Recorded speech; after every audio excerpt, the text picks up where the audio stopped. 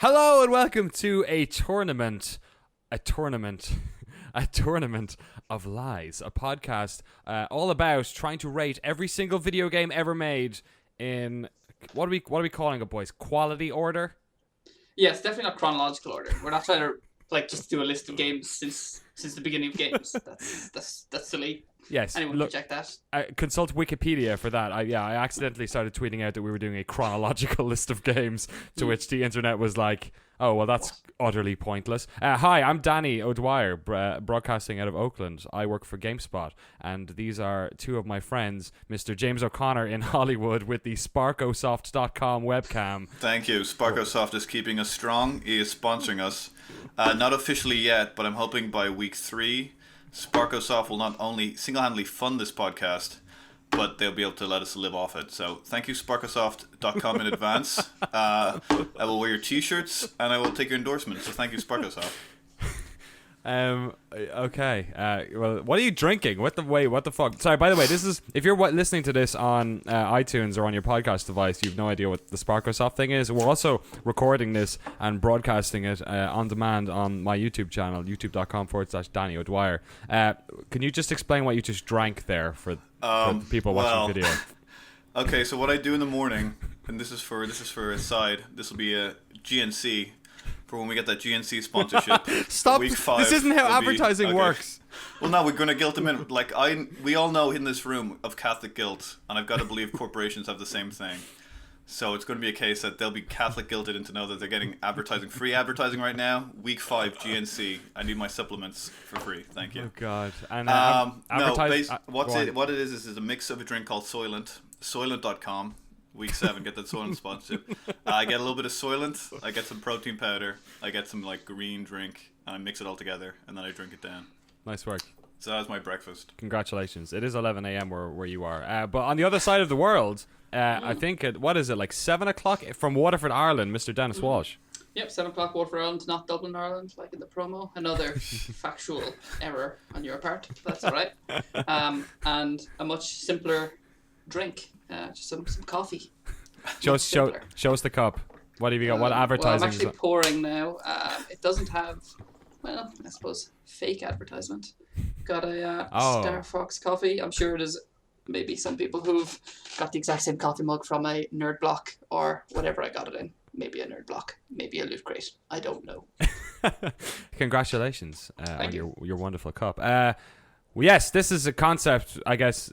We wanted to do a podcast just to like keep in touch for like a couple of years. Has been floating around. Me and Dennis did a podcast for years, Citizen Game, all about video games, before I worked for GameSpot. James we just miss because he lives in LA with his Henry Winkler poster in the background. Good old Fonz. But the two of you guys play Dota all the time and get to chat, so this was kind of like my way of squeezing in there without having to play that awful game. It's a great game, but you have been cut out. It says you become a social pariah by being a noob, so what can you An do? awful game, or a game that'll always be number 1 on this list? Man. It'll never get knocked out. No, I agree. It's an awful game. It's a game that it is heroin. It is. I would gladly say that it has stopped me from playing other video games because I just need to keep on chasing that Dota dragon. That's great. Well, you're gonna have like this blind spot on the list from about 4 years ago where you've played nothing else. I was sprinkling a few games, but definitely there's gonna be a blind spot where Dota 2 just took over. I love it. Over what Madden used to do. I'm really hoping. I'm really hoping that the Dota doesn't come up, first of all, because we do have a massive list. Thanks to everyone who submitted via the YouTube video I put up yesterday. We got over 200 submissions already, so 600 submissions because we asked everyone to submit 3 games. And basically, the way this works is that we're going to take. There's none. The list is empty now. Who knows how many there will be after this first hour-long episode? Maybe there'll be 2, maybe there'll be 5, maybe we'll fight over the first 2 for the whole thing. But Dennis, give credit where credit is due. Where did we sort of come up with this idea? Because we were always going to do a podcast, but the idea for it sort of came from your end. So a podcast I listen to about comic books. So I'm like that typical like nerd culture guy. I just listen to podcasts about gaming, comics, anything nerd culture-y. Called War Rocket Ajax by 2... Currently, I suppose there are 2 writers, Matt D. Wilson and Chris Sims. So they basically do a podcast that generally doesn't take this kind of format. Their normal podcast is just a regular comic podcast to talk about what they're reading. They talk about, maybe something big in comics at the moment, and they'll do an interview with some comics artist, creator, something like that. But then they started doing a little segment, which about a year ago, or maybe probably longer than now, maybe 2 years ago, called Every Story Ever, where basically users send in a list of 3 comics. They can be thematic in that they're 3 horror comics or 3, big, huge Marvel events or something. And they basically been ranking them for the last couple of years, and their list is up to around 300 now at this point.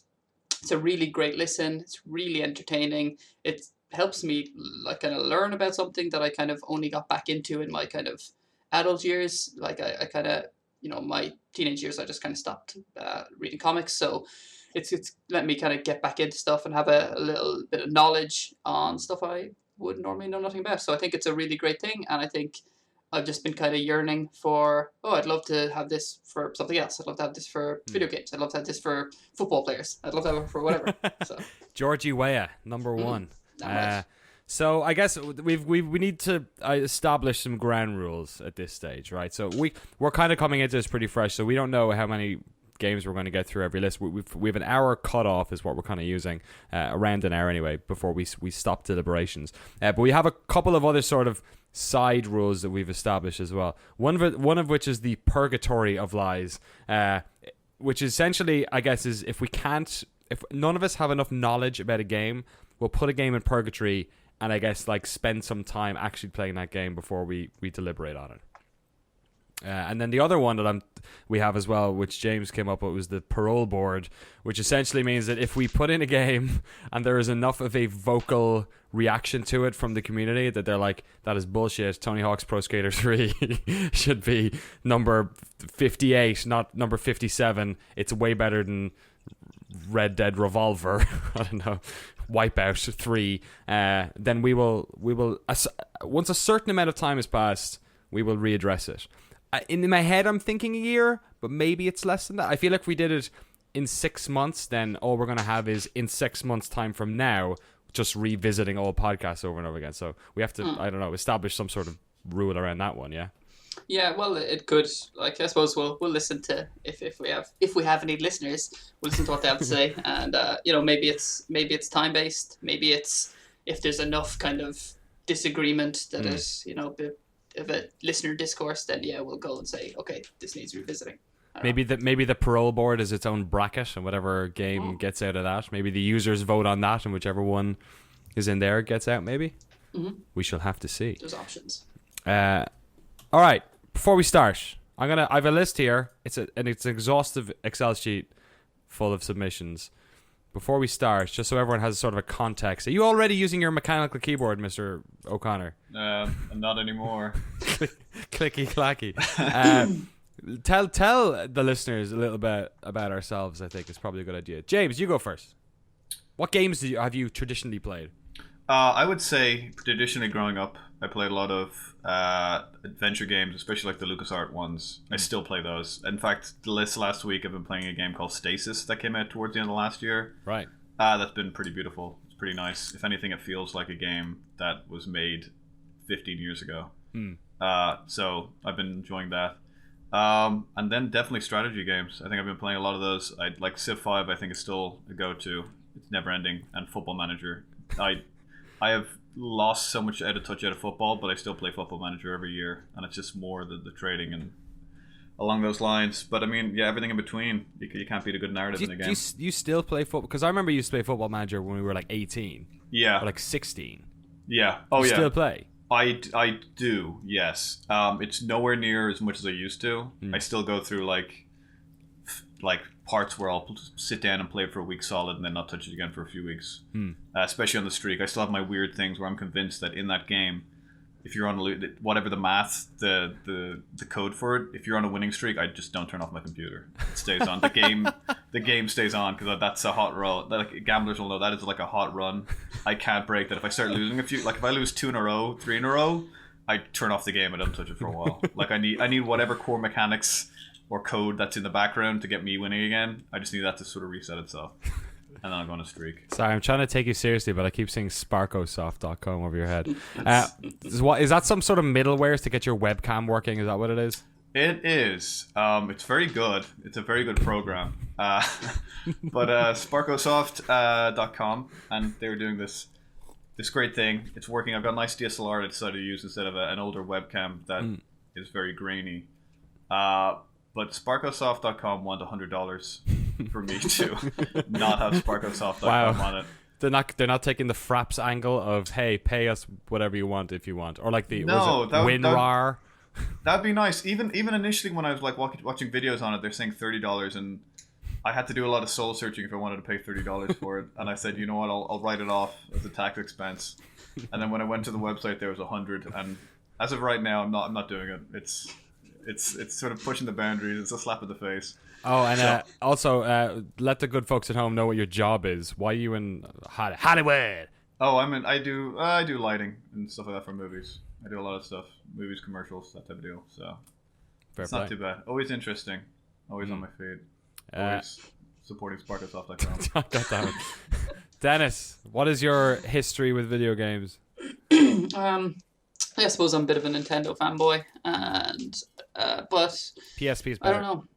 Yeah, that's just look. Let's not do that. Let's not ruin the podcast immediately. But I suppose my gaming obsession over the years has been you kind of trace this line through PC strategy games, real time RTS, into MMOs and then into MOBA, and they're kind of very clearly related, and they've kind of become if I was to be defined as a gamer, I think that's kind of my genre, my jam.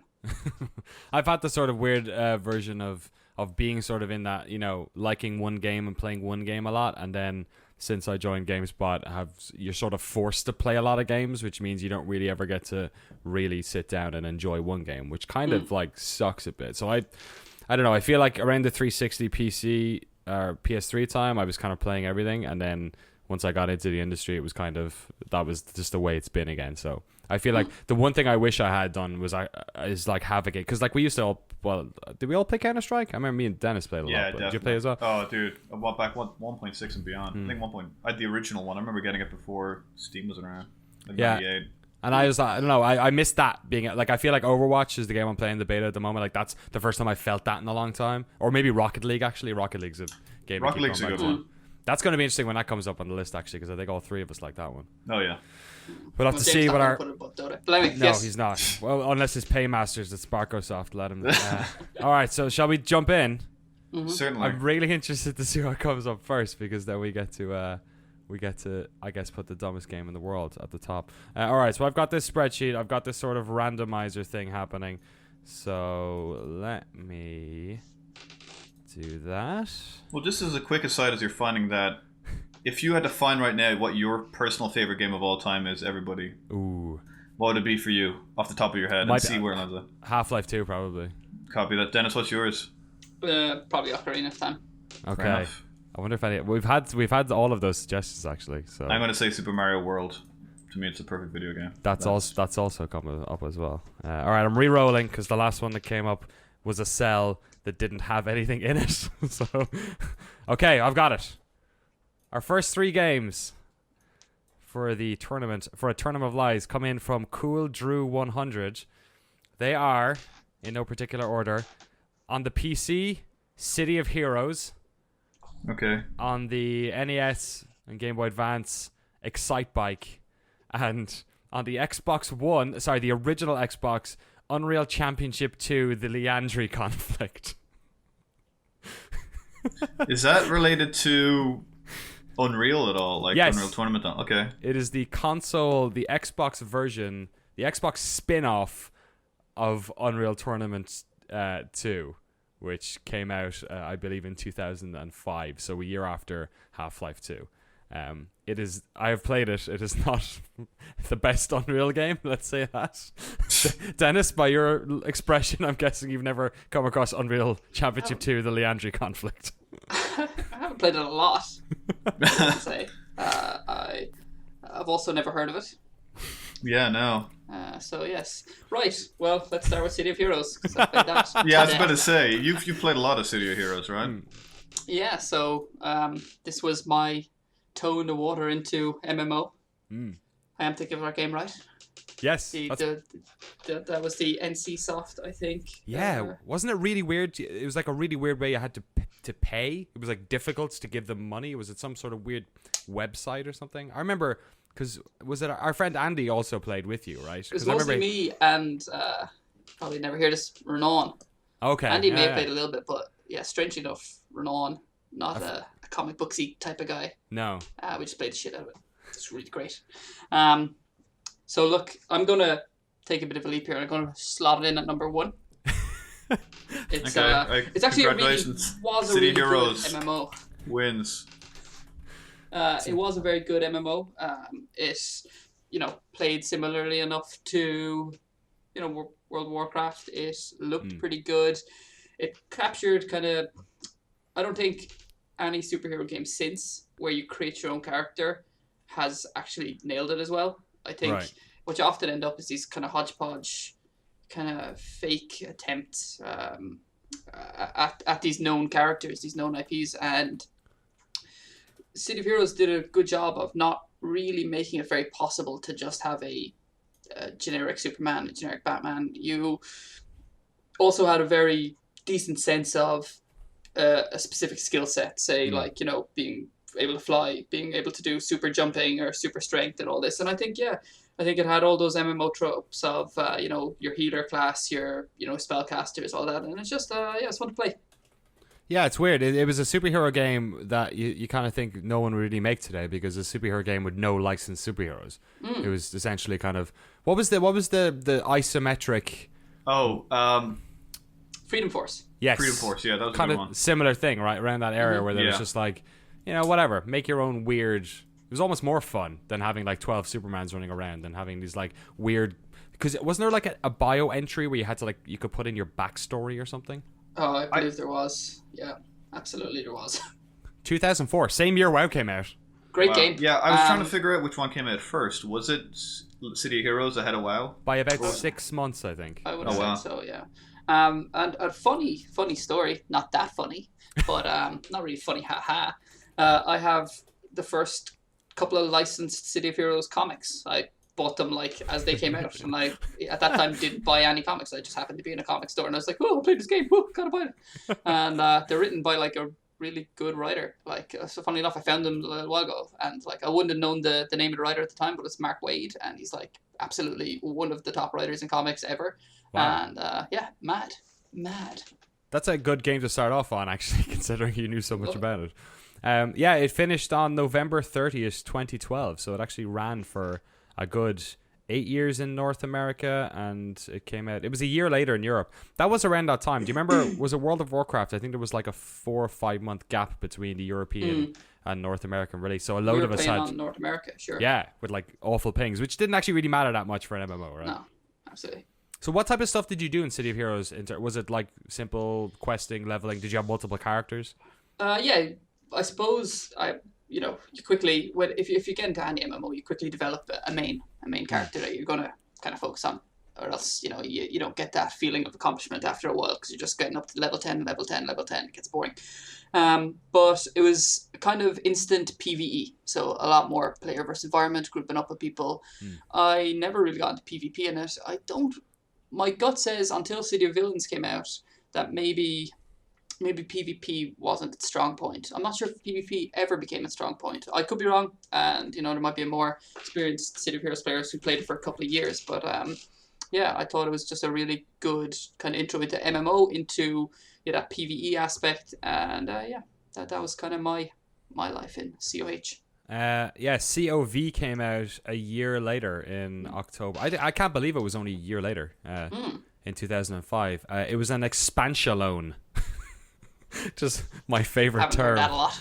No, standalone expansion for City of Heroes. I don't think they ever did another one, or maybe they did.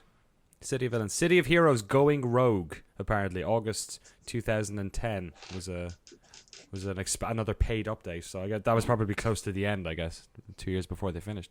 All right, there you go. Number 1 on the list. First one in, City of Heroes. Who knew Pretty it? good. I feel like it's well regarded. I feel like in the history of MMOs, COH is still thought of as like a good game. Yeah, it's not like Age of Conan or Warhammer Online or any of those things that were supposed to generate a lot of hype and it died. Star Trek Online. Yeah, Star Wars Galaxies. Maybe That was the one that got shut down. One. There's been so many Star Wars MMOs now, I can't tell the difference. I think it was Galaxies.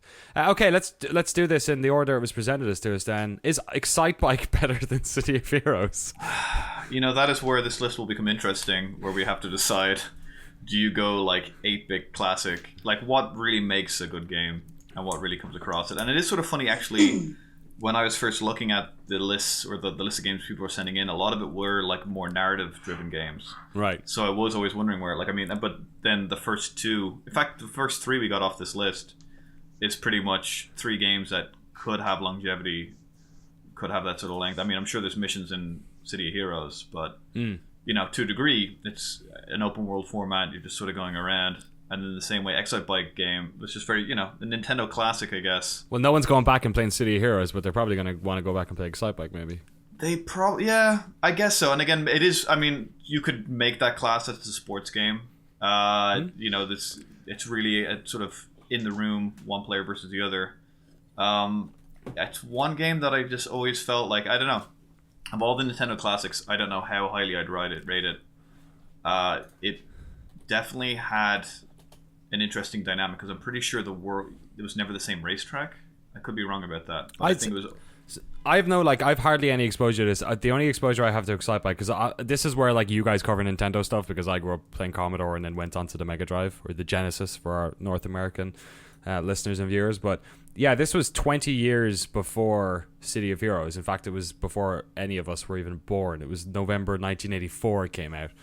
So do you guys remember playing this as kids at all? Dennis, did you play it at all, though? Yeah, I did play it as a kid and have had it on, I want to say, like things like Virtual Console since. Definitely on some system anyway. I don't know. I think I kind of would mirror James said. I think it's a classic by default, if you can say that. Whereas like there was only a pool of games at that time, and they're all kind of regarded kind of well, even whether they deserve it or not. And I think it is almost like it's one of those, like, at the time, like what it did, like from a technical standpoint. Like I think it was another one of those things like a Zelda where it was like, oh, it's the first game to have like a memory chip, or the code writes itself. So like at least procedurally generated. Yeah, exactly. It's like, oh wow, this whole world is coming on, and I think it's become more iconic as opposed to. And again, I'm sure there is replay value. You can have fun with it. But I don't know. I guess it's people would go back to it because it does sort of capture that time of their life when they would want to sort of see it. Yeah, launch game for the NES apparently in Japan. Yeah. And then we kind of bring in things like, so I'm not sure if City of Heroes had a huge impact on games that have come after. And certainly any of the licensed superhero MMOs, I can't say have had a massive kind of overlap with City of Heroes. But Excitebike, I think, has slightly clear implications for games that have come after. So games like Trials, which I think most of us have put a few hours into that we pretty much love. You know, would they be where they are without the predecessor? I don't know. It's going to be interesting when Trials comes up against Excitebike. Yeah. Well, it will be. Well, definitely. I mean, and that's where I think in general where the arguments in this will come through. Because I mean, like, to sort of even like parallel it, not the same time, but around that, like something like Balloon Fight that also came out on the NES. I think it has a bit more, you know, 2-player going against. I guess where you put racing games in your heart. But even something like Urban Champion that is not like that holds like a personal place in my heart, which is like the 2D fighting game where you're two guys brawling on the street. Like anytime it's come out in Virtual Console, like I've gotten it, and then I can't find anyone to play it with me because like this is terrible. And I'm like, oh yeah, it is, but you don't understand. I was 7, and you know, one of my friends had those like Nintendo knockoff machines that have like 200 games in one, and that was one of them. So I sort of think Excitebike. I think I'm okay with City of Heroes holding on to its number 1 spot. Urban Champion hasn't come up yet. Urban Champion that will come up one day, and then maybe City of Heroes or something we're about. I think I don't know. It's hard to say. I mean, the purists are going to say you can never put, for what it did. As I said, what it did, how it looked. The 8-bit era, the NES era. Like, yeah, what we're doing right now is we're trying to make an argument for putting a also ran MMO above an absolute classical retro gaming darling. Exactly. And I'm all for it personally. Yeah, me too. Yeah. Excitebike number 2. Also, yeah, I think this is where we get. This is where we hit the headlines. This is where the controversy comes in. Where they're like, what are these guys? Sparkosoft pulled their advertising. Yeah, exactly. Suddenly GNC is like, no, I think they're juicing. We don't want anything to do. We're all about natural supplements. All right, it's in. Excitebike's number 2 on the list. Excitebike is technically now the worst game ever made as far as our list is concerned. Fact. Okay, so I guess the real question is, where does our good friend Unreal... This is such an obscure game. Unreal Championship 2, I believe, was the game that came up there. Yeah, Unreal Championship 2, the Leandri Conflict. So this is essentially the Xbox version of Unreal Tournament 2003. So it came out around that same time. For some reason, they decided not to enumerate them that way on the Xbox. Bother. So you're talking Xbox One, right? So this is just when they're figuring out first-person shooters on an Xbox, and they're trying to take over Unreal Tournament, which is essentially a fast-paced arena shooter into the world of console. I mean, it's not like Halo was kind of like, I don't know, had a pace that matched consoles a little bit. You guys played Halo at Xbox One, or did you wait for PC? Well, I played it on Xbox. I think I played Halo 2 on the original Xbox, but Halo 1 I remember waiting for it on PC. That way. Do you remember Unreal Tournament? Do you remember the post Unreal Tournament Unreal Tournaments, like all the weird ones they made? I remember 2003. I mean, that's the one I sort of do. Or was it just 4? It was 2004. There was 2003, there was 2004, and then there was Unreal Tournament 3. Okay. And I think that's the last one since the alpha came out last year. Unreal Tournament 4, right? For Unreal, it's just called Unreal Tournament. Is it? Sorry, I have the Epic Games installed. I have it installed on this computer. It's really good. I played it. It's gorgeous as well. It looks great. Yeah, you're right. Yeah, it looks fantastic. So 2003, just to give you a bit of a reminder, because you might remember, it was the one with Bombing Run. It had it was like the American football style game where you had if you caught the ball, it was a capture the flag. If you caught the ball, you had like your gun was this basically like a ball launcher weapon, and you could shoot it to somebody else, and there was like 3 different ways of. Great. Yeah, on paper. In practice, the bots didn't have a fucking clue what was going on, and I don't necessarily think anyone. It's like if Rocket League existed, but like there was like 5% of the people who actually play Rocket League playing, so no one ever got good at it. But that was Unreal Tournament, 2003, and that mode was also in this console version, which I must say I've played not that much of. It reviewed pretty well, but it reviewed pretty well because it was an Xbox game, and the only people who were reviewing these were Xbox reviewers, so they fucking loved everything. And I wonder how many games were out at its time of release, because the original Xbox was what, like 2002, 2003 anyway. Yeah, and this was 2002. This came out in, so it was. Okay. Oh no, sorry, Unreal Championship 1 came out in 2002. Let me see when the second one did. What were we saying? Yeah, 2005. This came out. Sorry, 2005. Okay. This is maybe going to bring us into an interesting enough kind of debate on a rule here. So sometimes we're going to have to come up with these rules as we go. So obviously, we're a game FIFA 14 on Xbox One and PS4.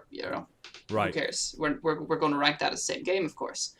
But do we rank this differently? Is it different enough to be ranked separate from Unreal Championship 2003? I see what you're saying. Like, I mean, we wouldn't say Unreal Tournament 1 and Unreal Tournament 2003 can be different games, but this is sort of in the bracket of, like, say, Unreal Tournament 2003.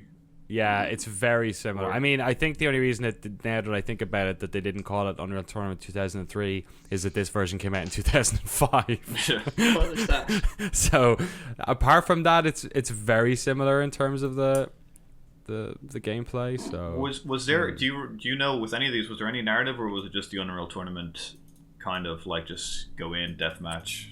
As far as like, if it's the same as Unreal Tournament 2003, then there was a campaign which tied it together the same way as the original UT. I think that none of the games ever put in like a full narrative. Unreal Tournament 3 had more of a thing going on because it had the weird alien race that was basically Gears of War concept art.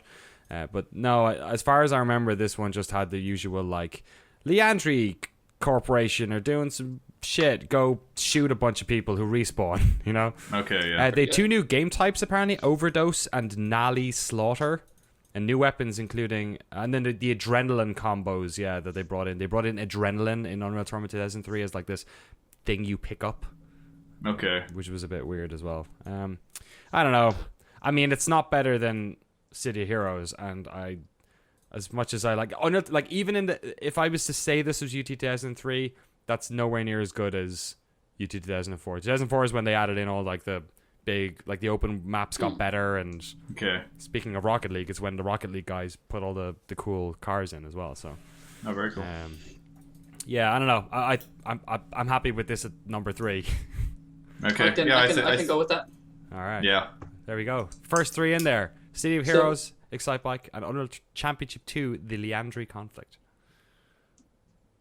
Oh my god, that's such a bad acronym.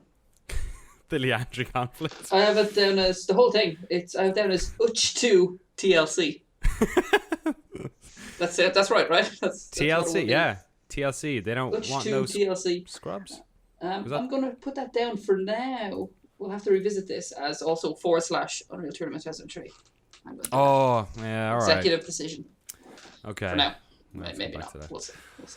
Okay, let's roll the dice on this. Let's see where else we end up on our massive list of games here. Over 200 different lists of submissions from the community. So let's roll the dice here. Okay, got some numbers.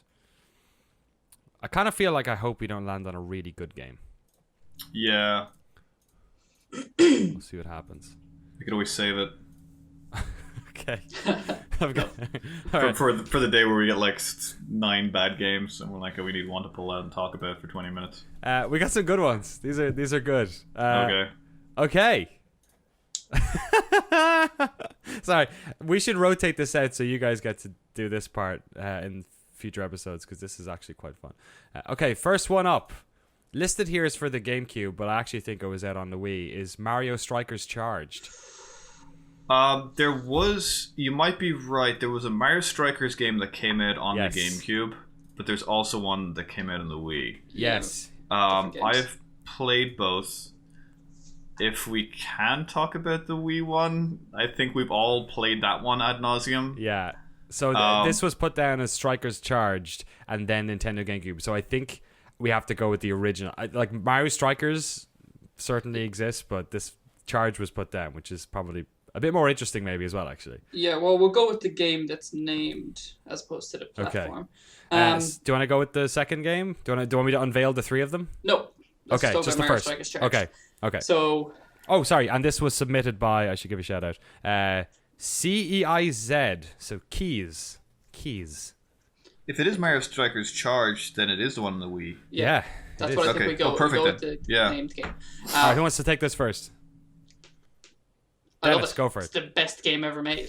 Easily. Certainly out of these 4. It is a wonderfully fun game. I'd almost like drop a bombshell and say it's maybe better than Mario Kart for sitting in a room playing with 4 friends. Wow. It is so goddamn great. It is. We can just go around this, just like propping this up, laying up how good it is. I agree. It's definitely different than Mario Kart, but I feel that where Dennis is coming from, it's a game that takes a bit more skill, like to sort of find that fine balance for the super shots, just for knocking it a bit. I think for someone who'll take a game a bit more hardcore, like Mario Kart has like way more. You just jump in, just press the A button, drive around the course. Most people can do that, pick up a power up. This game actually had a little bit of a learning curve. It had some skill, and it was... I mean, actually, now that we're saying it, I don't know why they haven't released another one yet, because I think it was one of those games on the Wii that was first to come out after the initial group, like for Nintendo first party. So they had like, the Twilight Princess. This was like the next, I think, Nintendo game to come out, and it was just... I mean, it was fantastic. It was a breath of fresh air. The sort of waggle controls were somewhat relevant. The nunchucks were somewhat relevant, and it just sort of worked so well. It was a really good game. I don't know why they don't have a Wii U version yet, because I think it'll do well. Yeah, I also love this guy. Like, I'm a sucker for a Sega Soccer Slam or any non-traditional football game, but this one was like you're right. There was a couple. So what was this? 2007. It came out according to Wikipedia here. So that was right after PES 6, which was kind of the beginning. That was the last really great PES game. Maybe 7 was kind of good too. And FIFA was kind of awful back then. And then this game. Do you remember that one Pro Ev that was on the Wii that was like really difficult but really good? Yeah, when it all came together and you were like playing passes into a certain space because you were able to like draw the line almost, like, kind of motion towards there. Yeah, it was. Yeah, I can't remember exactly which one it is. I have it at home. It's really good. But yeah, I remember we'd play FIFA almost automatically, but that game you'd be like wrecked after one game because it was like so mentally taxing. Absolutely, yeah, I agree. And Strikers was kind of like it used the controls, the nunchuck, to move around your character, and then the other one to like flick to like shoot the ball, and also for like the weird penalty shootout situations almost where you'd be shooting on the alligator and like choosing the corners where to fire. It just worked really good. Like just fit the control scheme of the Wii perfectly in a way that like not many sports games. I guess this was a first party game, so it was always going to be better because Nintendo were in charge. But yeah, it just fit real good. The one criticism I have of that whole thing was whenever you got that boost thing and the balls, remember you jumped up in the air and took all the shots on the alligator.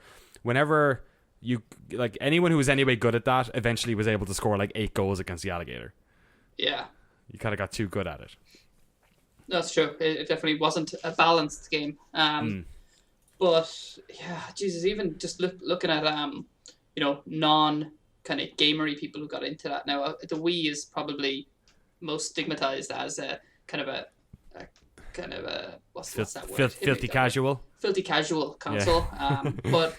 But like I know like people who wouldn't be considered filthy casuals when it comes to like football games, who just love football games, and they love this game.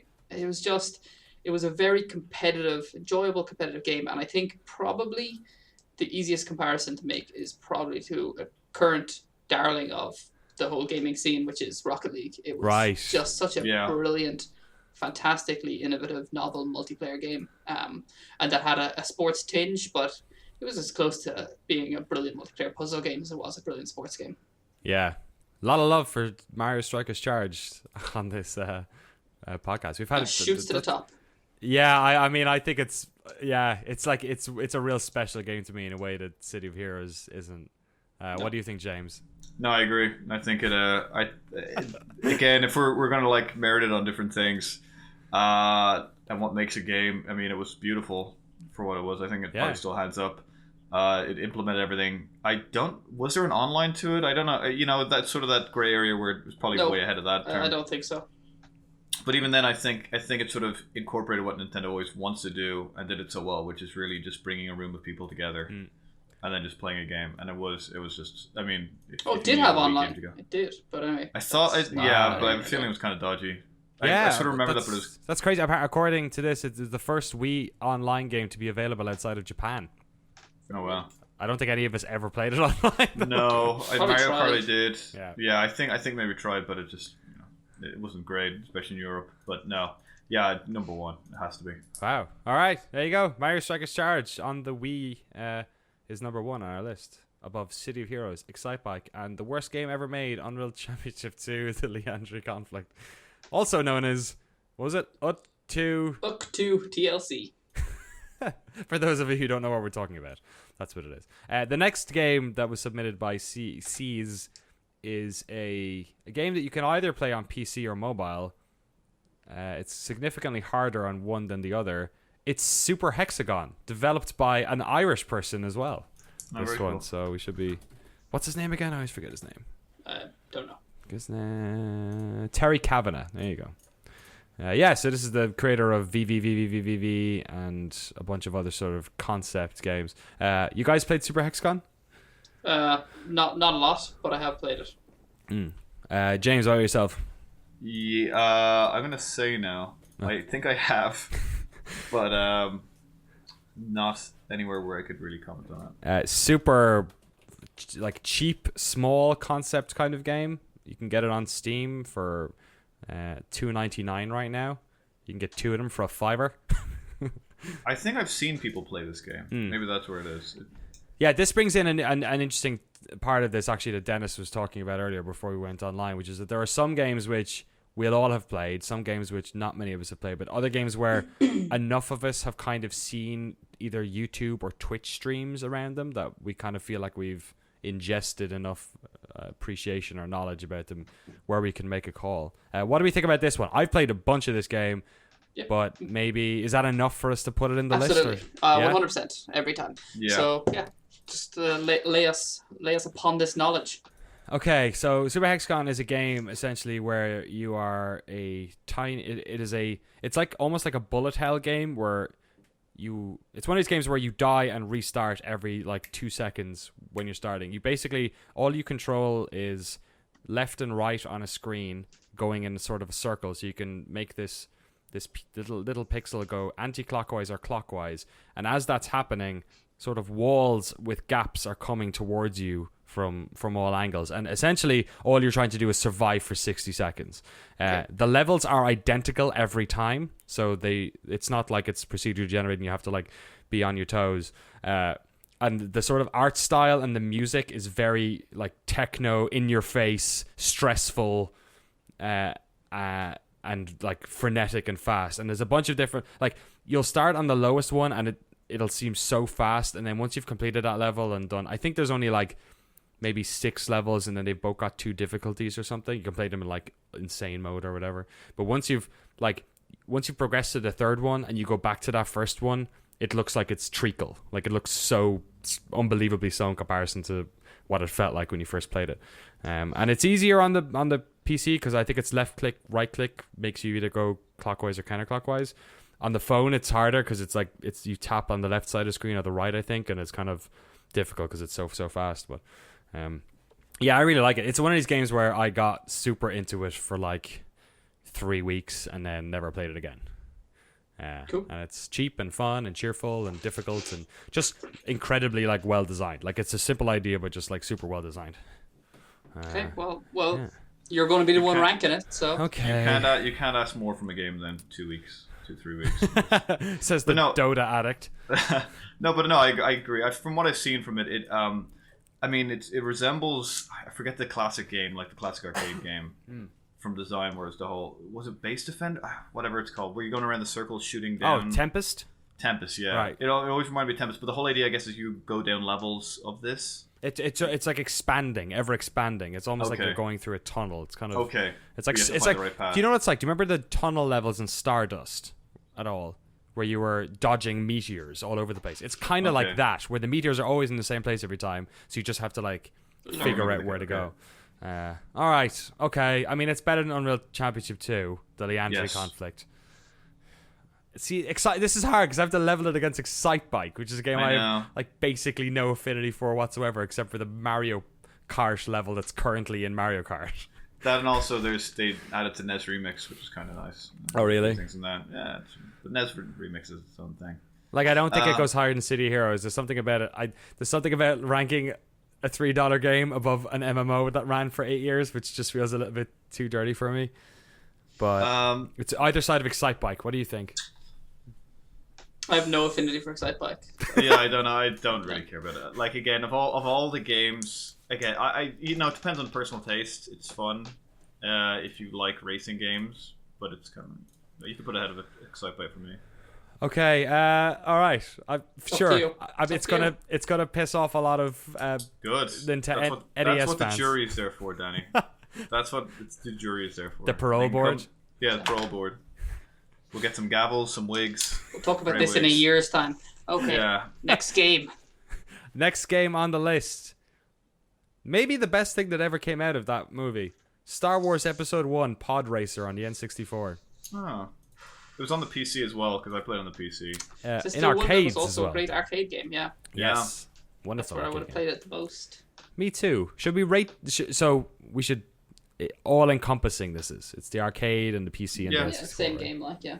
Yeah, that seems fair enough. How many... I didn't own an N64, did you guys? I did. I did not. Did you have Pod Racer? I feel like I didn't. I had quite a few Star Wars games starting Rogue Leader, I think. Right. Rogue Leader, the really big And Rogue Leader 2, I think, were the big N64 Star Wars games. I can't say for sure what I had it on. N64 or not, but I certainly played it quite a bit on the arcade. And it was a fantastically immersive experience, at least for its time. Yeah, I remember, wasn't the sort of arcade machine itself, I remembering this correctly, was kind of like very impressive in its own right. Very much so. Yeah, it had that whole like sideways, the two sticks kind of thing. Yeah, it was generally a huge, big, kind of one of the biggest machines in any arcade you'd go into, and huge big screens, and just kind of, like I said, quite immersive. Have a lot of time for that game. James, you play it? Yes, I did. The PC version. And I would definitely, I mean, again, like as you said here, it took probably what was the most talked about and the enjoyable part of Star Wars Episode 1. Yeah. From what I remember, I think I've seen that movie twice, and one was a dodgy copy back in the day on VHS. Did it have sparkosoft.com written over the top of it? Just about. I'm pretty sure I saw that movie a month before everyone else on a dodgy VHS, like old school recording in the theater thing. Nice. Which probably didn't help as well, my judgment. But no, I mean, the pod race, outside of Jar Jar, I think the thing for that movie, let's see, you'd have Jar Jar, the Darth Maul dual-sided lightsaber, and then, I mean, really the selling point of that whole movie was the pod race, like how it looked, how it felt, the CGI at the time, like everything to it, and the exciting, the adrenaline. I'm sure if we go back and watch it, it's not that great, but I think definitely then one of the big selling points that they tried to have was the pod racer race, and it's taking for movie tie-ins in general. I think it really was a no-brainer. Just make up a few extra racers, have a few extra levels, and I mean, you could almost have a list of Star Wars games as its own side thing, and this would probably be very high on it. Yeah, that's fair enough. I mean, it was just a lot of games are sort of coming out either before it or around it, where it's, like the Wipeouts, even like Gran Turismo and stuff like that. But it just, I mean, again, maybe it is just slightly nostalgia, but it was just fun. It was just a good good, interesting world courses, interesting racers, and like as you'd seen the movie, you sort of felt like you had a bit more knowledge to it. So they did it well. According to the Guinness Book of Records, it is the best-selling sci-fi racing game of all time, selling 3.12 million, beating other series like Wipeout and F-Zero. That's impressive. Yeah. The power of the Star Wars brand. Not really. I guess. Definitely a very good licensed game. Danny, so what's your experience with this?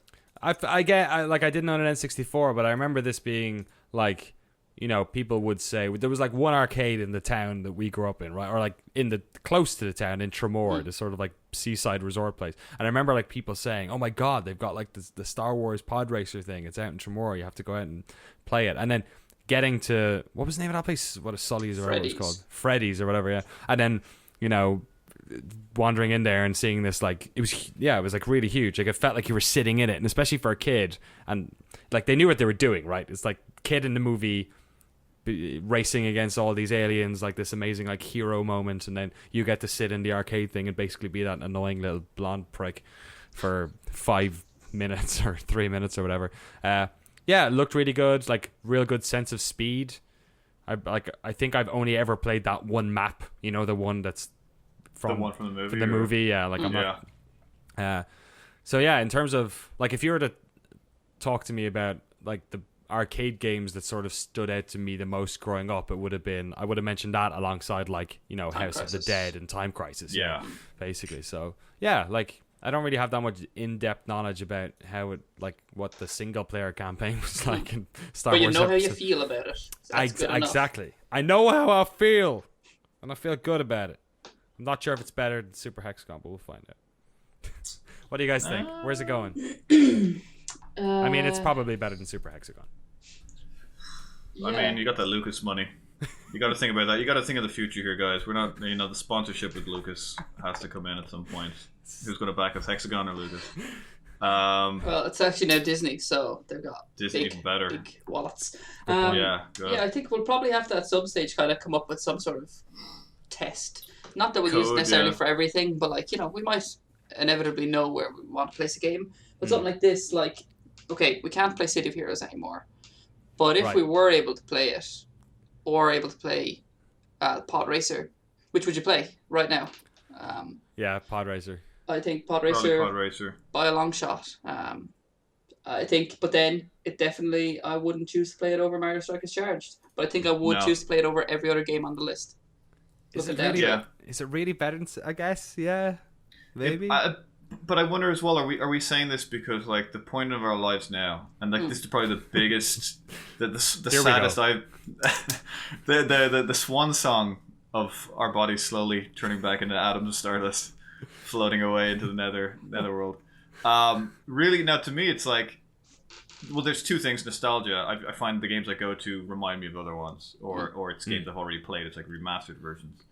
But I also wonder, like a game like Star Wars, if they had released an online version of Star Wars Racer, we could all play it together, which is sort of what we like to do. And then we sort of know we can play it for a small amount of time, where I feel like Cities of Heroes is a big investment. Like, because I would agree with you. I would play Charged over this. I know of City of Heroes. I've seen stuff from City of Heroes. Funny enough, why you sort of pointed out earlier with the licensing, I remember probably the thing that initially turned me off was the fact that it didn't have anything like, it's like, it's nobody to know, which is funny because why I don't like the Marvel Online game. Right. Because it's like 9 Iron Fists running around the place. And I'm like, I'd rather be my own guy in that world, in that universe, and just bump into him. So I would put it above City of Heroes, but again, it depends. I mean, Dennis, you're the one who has all this. You're the one who probably was in depth or for years played City of Heroes. So I'd put it above City of Heroes. I think number 2 is its spot right now. Danny? If I was shooting from the hip, I'd put it in third underneath City of Heroes. I'm also not the one to talk. Like, I think I played maybe a week of City of Heroes. Like, I played with Andy, I think, and probably you for a tiny amount, and then that was it. So.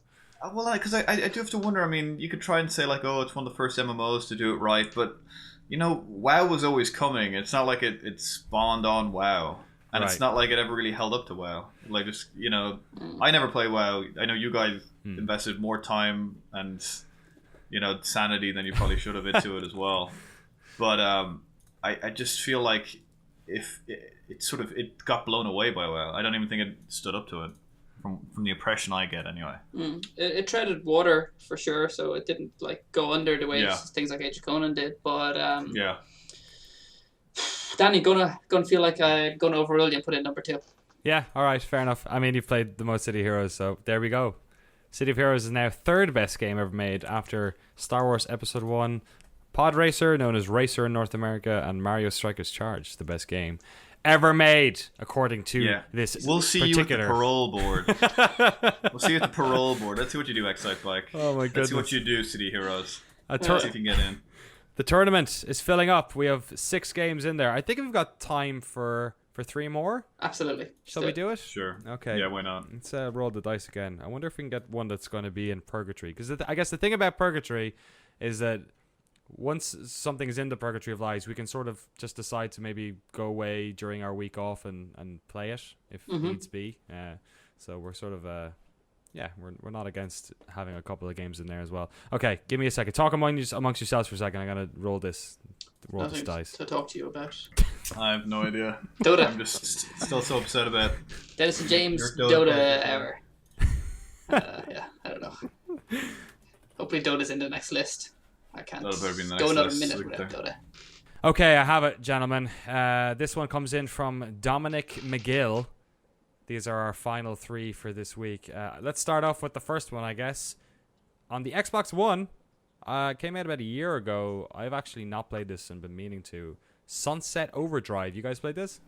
Don't have an Xbox One. Oh, no. James, no? No, I have not. I'm gonna play that whole bias thing of even when I saw the look of it, I was kind of like, I don't want to play this game. I've heard I don't know if people went in with like low expectations, but I've heard it's actually quite good. I've heard it's the best looking game. I'll give it that. It looked nice. But I just remember from the commercial, there's just something about the character just sort of going through. And I just sort of felt, my initial thing was like, as a Xbox One exclusive, I was kind of like, this is what you got? Like, this is kind of what you're...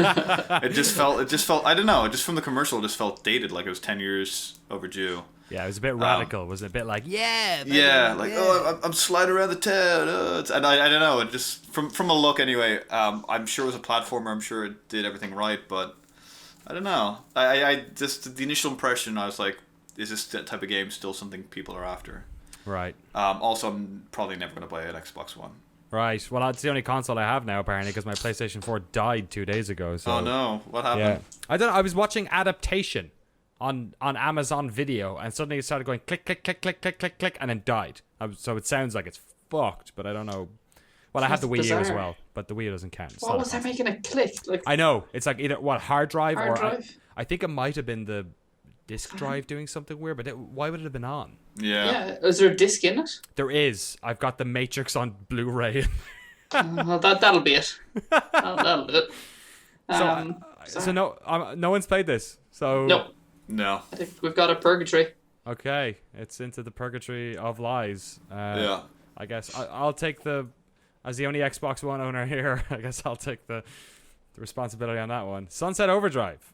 So look out for a video me playing that, I guess, during the week. When you turn up with like a Hawaiian T-shirt and just all these 80s catchphrases next week, we'll know. Monster where Energy Camps. Yeah, we'll be like, oh, we know what the new number one is. Perfect. We'll see.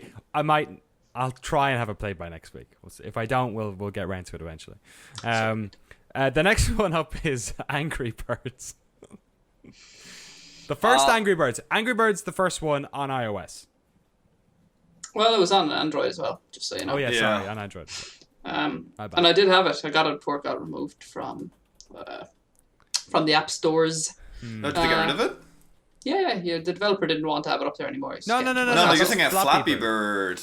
Oh, shit. Angry Birds is the catapults game. Oh, I didn't first. Flappy Bird. Flappy Bird was on this list to be number one. Excuse me.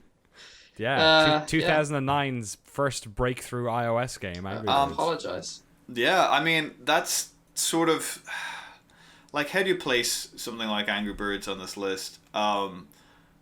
Again, I think it literally is.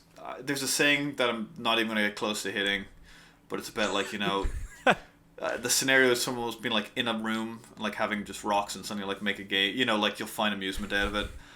I sort of feel that's where Angry. Wait, what? Okay, the point I'm trying to make is that like with very few options, you'll find enjoyment, or you'll find the good in it. Like simplicity. Yeah, I don't know. Look, it's all wrong. It's definitely not a common idiom anyway. Yeah, but I guess the bunch point of I'm trying to make. Just play a bunch of rocks. You play rock dice, you throw them against the wall, you got a game. No, I feel with Angry Birds, and I'm probably biased this way, is like everyone, 2009, anyone who owned an iPhone especially, loved Angry Birds. Like they loved it. It was everyone talked about it. It was the goddamn yo-yo. It was like the new thing that all the hip young kids were playing. It was a hula hoop. Yeah, it was 100%. Yeah, it was a hula hoop. All the boys and girls were playing with the hula hoops, playing the Angry Birds. It's the only way to go. And to me, that was the thing. I was like, oh man, I didn't have an iPhone. I was like, God, this Angry Birds. I need to play this. This is the it's thing like to go Snake. To. Yeah, exactly. You hit the nail on the head. It was the new Snake. It was like the one semi-decent game on an iPhone. And then again, I'm biased because I played it on the PC, and they released a PC version, and I was like, oh, Angry Birds, finally! And I played it, and I was so disappointed. I was like, oh, it's a catapulting game. Like, it just... I get that if you're stuck on a bus, or in an office, or on a toilet, and you're like, I need to play for 10 minutes. I get it. Yeah. It is like, it got replaced by Tinder, and that is like... It is just like... No, you just grew up. That's like... I don't even... 17-year-olds aren't on Tinder. On the toilet. Or maybe they are, actually. Who fucking knows?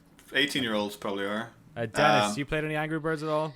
Yeah, played plenty of it. I think the revisionist in me wants to be like, oh, this was a load of hot trash. But I'm not sure if it was. I think it maybe was a very simple, easy to play game that was easy to whittle away a few minutes several times a day.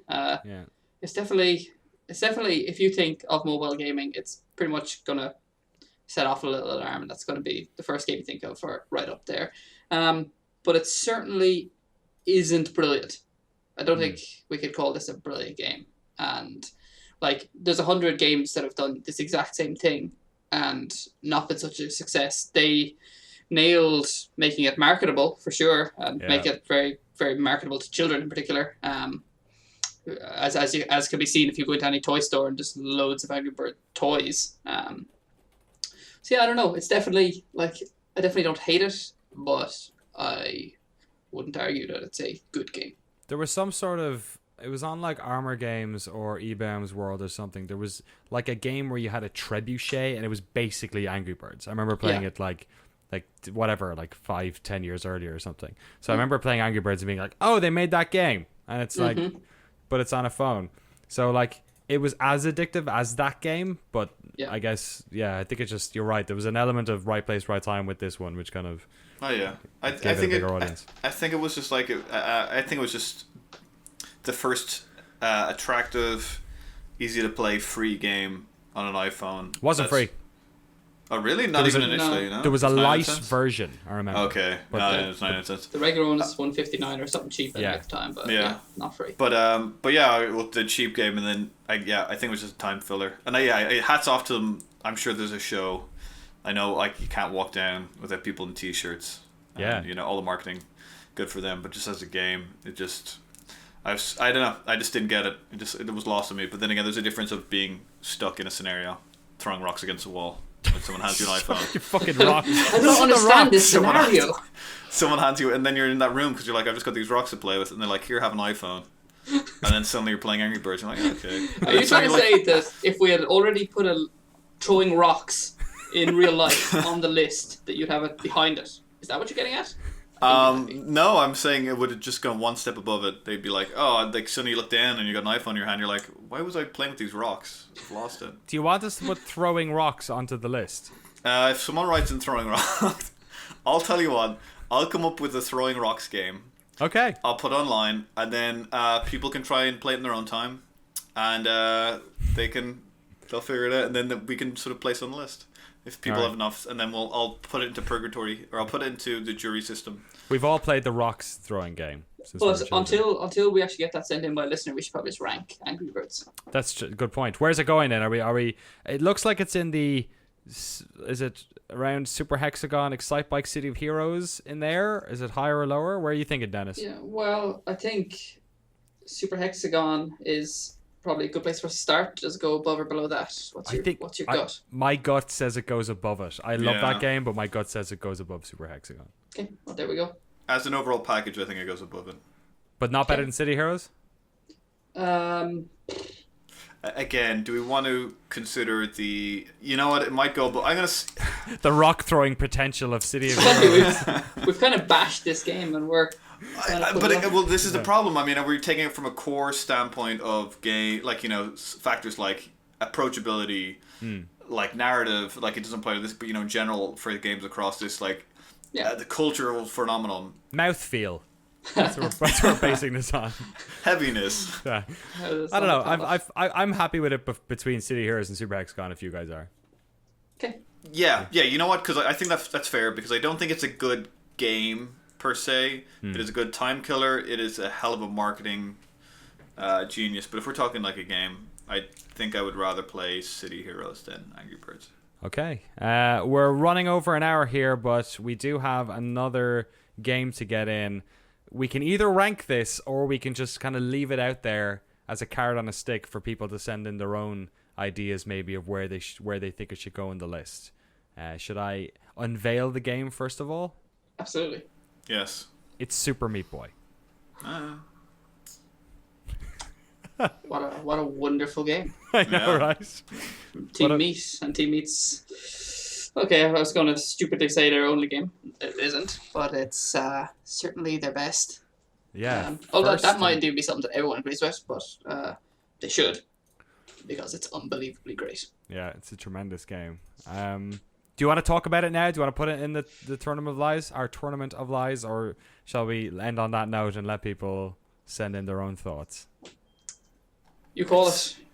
I mean, that's an interesting idea. Like, see if people like what they have to say about Super Meat Boy. How do we feel about I guess the problem with that is that we are actually recording 2 of these episodes back to back because you're leaving the country. So let's cancel that.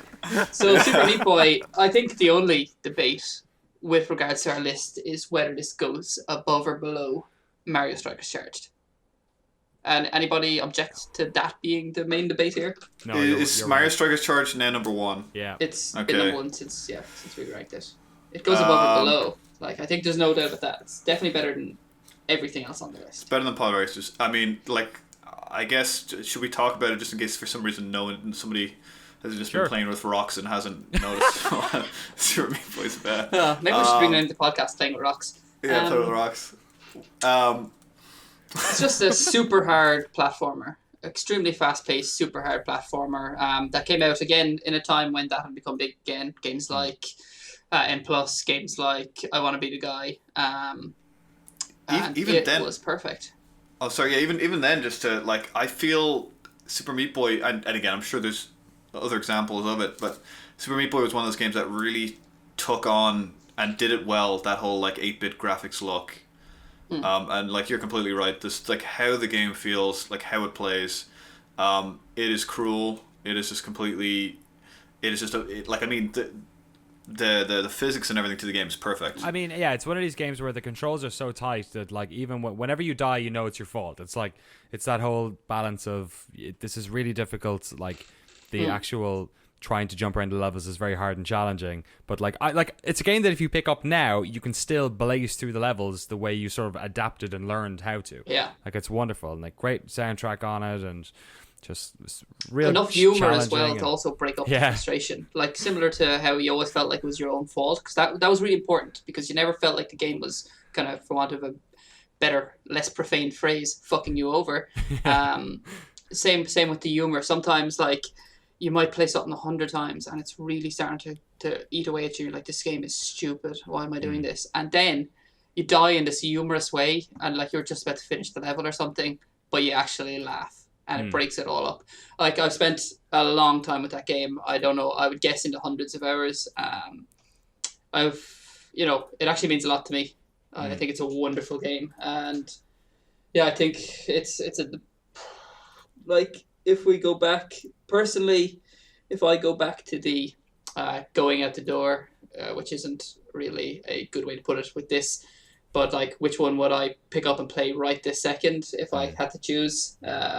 All things being equal, I think Super Meat Boy is my favorite game on the list, but I'm open to debate on this. I have a very soft spot in my heart for Mario Strikers Charge, but I have a softer spot for Super Meat Boy. Yeah, I think as well.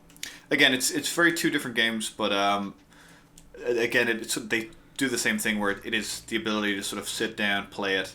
Like, as you said, it is a game that you will grind and you'll be stuck on a level and just get through. And somehow, like, now and again when you play those games, I feel like you never really get frustrated, or at least not in a bad way. And so, like, when you die, you just understand.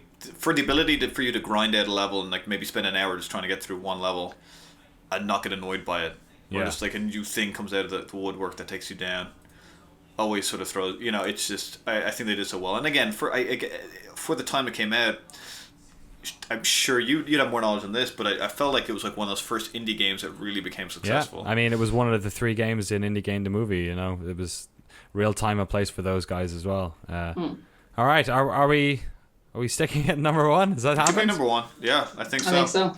All right, there we go. That is the list as we have it today. 1, 2, 3, 4, 5, 6, 7, 8 games in it, and 1 in purgatory. Shall I run through them?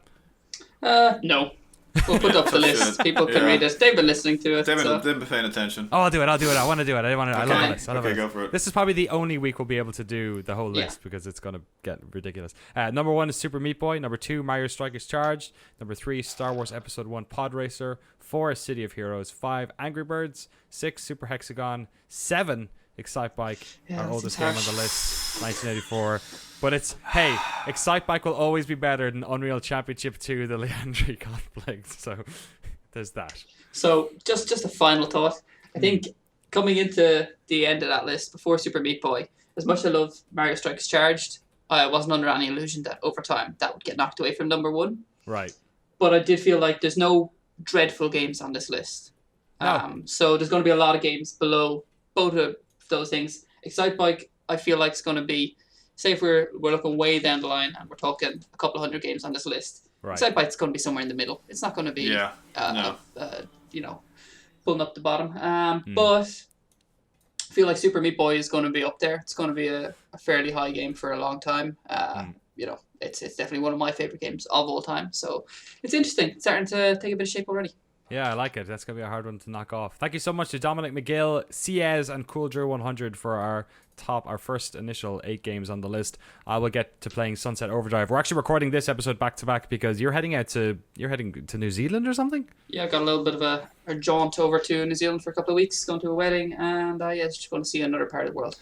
Awesome. So we'll have you back then in a couple of weeks' time. But next week's show, as you were listening to it or watching it, will be recorded directly after this. So if you have any references to this one, we'll get to it on our third episode. I'm going to get to Sunset Overdrive this week as well, so we'll have that back for the third episode. Thank you so much for listening to a tournament of lies. I feel like it's a tournament of truths right now. It's a pretty good.